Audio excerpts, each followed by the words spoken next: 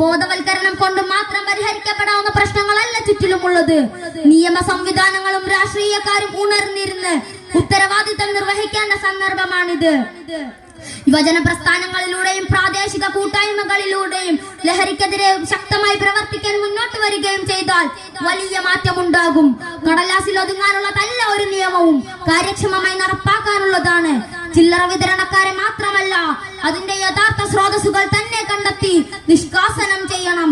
വൻസ്രാവുകളിലേക്ക് പോകാതെ പരൽമീനുകളെ മാത്രം പിടിച്ചതുകൊണ്ട് അതിന് പരിഹാരമാകില്ല. കണ്ണികൾ മുറിക്കണം, വേരുകൾ തന്നെ പിഴുതെറിയണം. രാഷ്ട്രീയക്കാരുടെ പിന്തുണയാലാണ് ലഹരിയുടെ വികസനം തുടരുന്നതെന്ന ആക്ഷേപവുമുണ്ട്.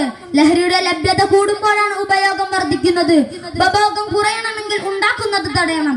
എന്റെ ശബ്ദം ശ്രവിക്കുന്ന പ്രിയപ്പെട്ട കൂട്ടുകാരോട് എനിക്ക് പറയാനുള്ളത്, നാം ഒരു സാഹചര്യത്തിലും ലഹരിയോട് അടുക്കരുത്. Say no to drugs.